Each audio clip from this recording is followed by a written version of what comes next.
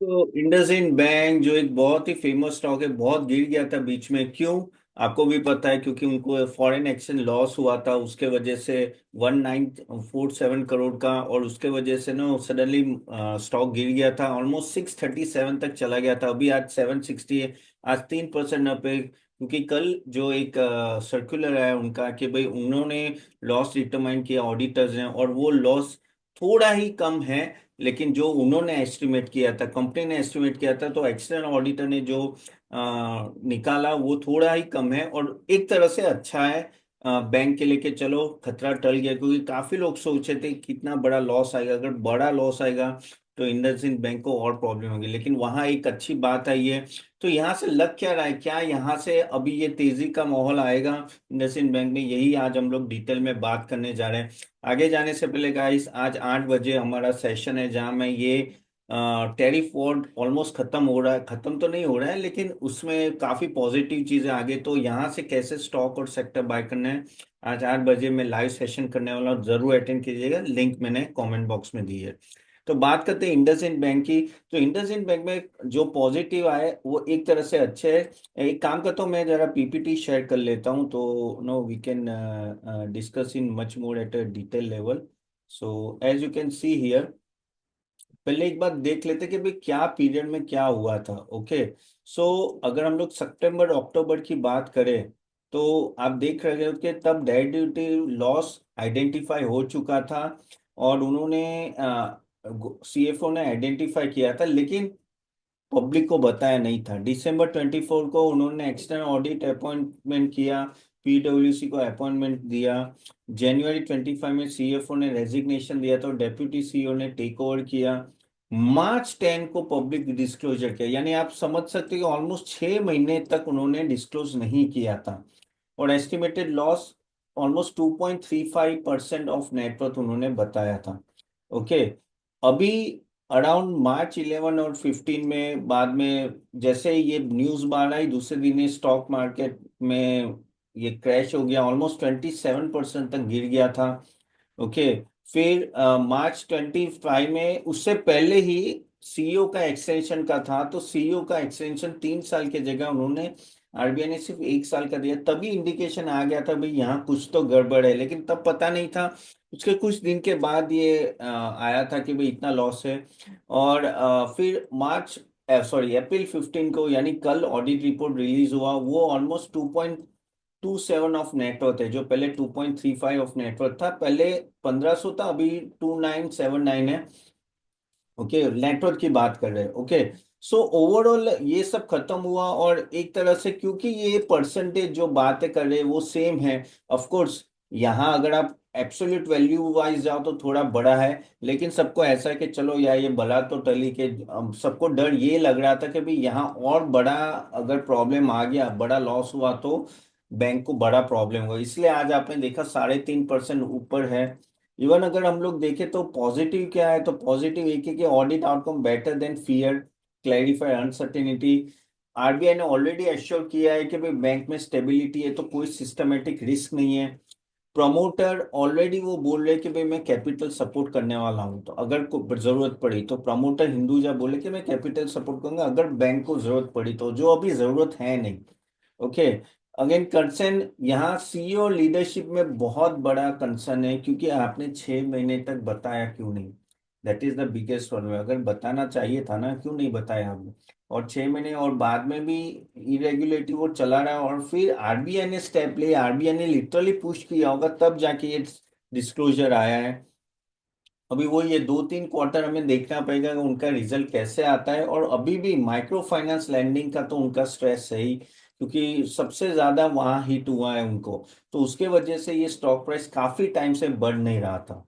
अगर हम लोग बात करें कि भाई मैनेजमेंट अभी बोल क्या रहा है, कि यहाँ से क्या लग रहा है, तो मैनेजमेंट बोल रहा है कि भाई टारगेटिंग 15 से 20% एनुअल ग्रोथ, और खास करके रिटेल एसएमई में। एमएफआई की तो उन्होंने आई थिंक बुक्स बेचने भी निकाल दी थी, अभी क्या हुआ है एंड में मुझे पता नहीं है। नीम वो टारगेट करे 4 to 4.4, which is okay. Credit outlook, provision थोड़े ज्यादा है, लेकिन वो 26 के ऑनवर्ड्स बढ़ेंगे। और वो जो लॉस था उन्होंने लास्ट क्वार्टर ही एक्चुअली वो बुक कर रहे हैं, और आगे जाके भी तो भी आगे जाके वो बताएंगे किस तरह से अकाउंटिंग भी होगा। अगर कार्ड यानी कैपिटल एडिक्वेसी रेशियो 15 से 16% है पोस्ट लॉस, तो उसमें कोई प्रॉब्लम नहीं। 15 से 16% is more than enough to cover whatever loss it cover. Strategic initiatives, AMC launch कर रहे हैं, फिनटेक पार्टनरशिप और डिजिटल एक्सपेंशन कर रहे हैं। इंटरनल कंट्रोल ऑफ कोर्स, जो अभी फियास्को हुआ है और बड़ा फियास्को है, क्योंकि इंडसइंड बैंक एक तरह से बहुत नामी बैंक, और इसमें इतना बड़ा आपने अनअकाउंटिंग लॉस कैसे हो गया वही पता नहीं है। तो उसके वजह से वो अभी अपना ऑफ कोर्स इंटरनल कंट्रोल्स और वो सब बढ़ाएंगे। वो तो बढ़ाना ही पड़ेगा, क्योंकि बाद में सेबी आपके पीछे पड़ जाती है, नो डाउट अबाउट इट, और आरबीआई भी पीछे पड़ जाती है। तो ऑडिट रिपोर्ट का टेक अवे क्या था? तो ऑफ कोर्स 1979 करोड़ का 2.27 ऑफ नेटवर्थ का लॉस है, वो तो कंफर्म हो गया। No further irregularities beyond initial issue, यानी इसके सिवाय और कुछ नहीं। ये बड़ा पॉइंट है, क्योंकि यहाँ ही सबको डर था कि भाई और कुछ नया तो नहीं आएगा ना। अकाउंटिंग लैप्स हुआ है ऑफ कोर्स।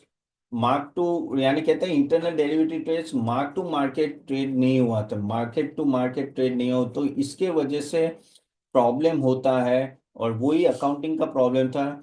रेगुलर स्क्रूटिनी बढ़ा दी गई है। अगेन इंटरनल कंट्रोल्स और गवर्नमेंट्स में उनको आगे काम करना पड़ेगा। पर हाँ, एक चीज तो है कि उन्होंने जैसे बोला कि अभी यहाँ से ज्यादा लॉस नहीं है, ये जो था वो था, तो वो बड़ी बात है। अभी थोड़ा शॉर्ट एनालिसिस कर देते कि क्या लग रहा है इस बैंक के लिए, क्योंकि मैं थोड़ा आपको जल्दी में इसलिए बताऊं कि आपको नक्शल पता चल के आपको ये बैंक के साथ करना क्या है, क्या आपको बाय करना है या होल्ड करना है या सेल करना है, वॉट एवर। तो स्टैंडर्ड में अगर हम लोग पॉजिटिव देखें तो चलो लॉस बुक हो गया, कैपिटल एडिक्वेसी सही है, स्ट्रॉन्ग प्रमोटर है, इनका प्राइस टू बुक वैल्यू अभी भी 0.9 के आसपास है, विच इज बिलो 1। इतनी बड़ी बैंक, वो भी प्राइवेट बैंक, इतने में कम वैल्यूएशन में मिल रही है, बहुत बड़ी बात है। लेकिन वही है, मैनेजमेंट के इशू के वजह से ये कम वैल्यूएशन में मिल रही है। Okay, again franchisee standard scalability तो बहुत अच्छी है। अगर हम लोग अपॉर्चुनिटी बात करें तो आगे जाके वैल्यूएशन बढ़ सकता है, अर्निंग नॉर्मलाइज हो सकते हैं फाइनेंशियल 26 यानी नेक्स्ट ईयर से। और आगे जाके एएमसी और फिनटेक बातें चल रही कि आगे जाके आएंगे, तो उसका भी इम्पैक्ट पॉजिटिव आ सकते हैं। लेकिन चलिए वीकनेसेस समझ लेते हैं कि भाई एक तो ऑनेस्टली मैनेजमेंट का ट्रस्ट पूरा निकल गया, यानी है ना, पब्लिक का ट्रस्ट चला जाता है जब आप ऐसा करते हो। फिर लीडरशिप में कोई सर्टेनिटी नहीं है अभी। एमएफआई में अभी भी इश्यूज चल रहे हैं, स्लो डाउन बहुत ही चल रहा है नियर टर्म में, अगर उनका प्रॉपर ग्रोथ नहीं आता, और उनका पेनल्टीज भी अच्छे खासे आ सकते हैं। लेकिन मेन चीज क्या हो, मुझे ऐसा लग रहा है कि एमएफआई में इनको ऑलरेडी इतना बड़ा लॉस आ रहा था ना, कि समहाउ डेरिवेटिव्स का वो सोच रहे थे कि चलो देखते देखते शायद ना भी हो, इसलिए वो एक्सटर्नल ऑडिटर को। लेकिन जब ऐसी चीजें आ जाती है, आप 6 महीने तक पकड़ के क्यों रखें? आरबीआई ने आपको बोला, बाद में ही आप क्यों बाहर आए? तो वो एक सीरियस इशू बन जाता है।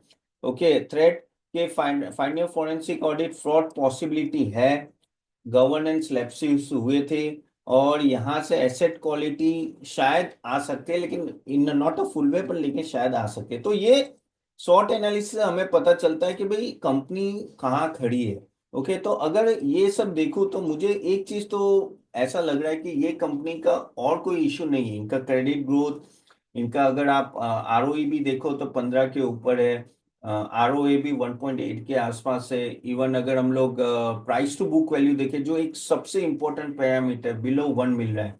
जबकि आपके अदर बैंक्स देखोगे ना, प्राइवेट बैंक्स, तो काफी ऊपर मिल रहा है, काफी ऊपर मिल रहा है, ऑलमोस्ट कह सकते हैं ना कि 2 के ऊपर। तो उस तरह से सस्ता है। अगर आप लोग ब्रोकरेजेस की भी बात करो या रिपोर्ट्स की बात करो, तो सब लोग बाय बोल रहे हैं, बाय यानी बाय या होल्ड, सेल कोई नहीं बोल रहा है, बाय या होल्ड बोल रहे हैं। और सबको ये है कि धीरे धीरे यहाँ से बढ़ सके। क्यों क्यों बोल रहे हैं? क्योंकि वैल्यूएशन बहुत सस्ता है।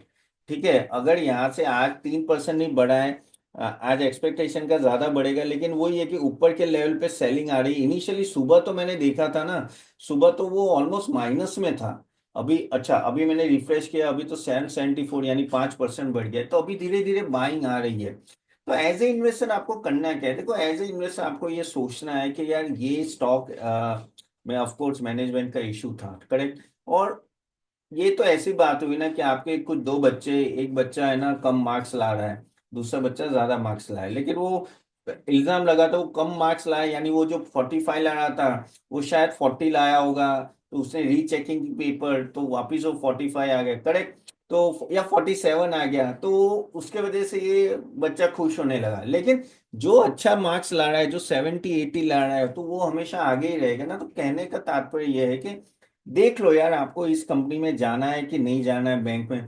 मुझे तो लगता है बहुत अच्छी अच्छी बैंक्स है। आप देखो HDFC ले लो या ICICI ले लो, या बाकी सब प्राइवेट बैंक्स भी बहुत अपने ऑल टाइम हाई टच कर रही है, correct. So why you should, या you want to take a risk, but if you want you can take it. हाँ शायद 20 30% की अपसाइड यहाँ से मिल जाए, लेकिन आपको थोड़ा लॉन्ग टर्म देखना है।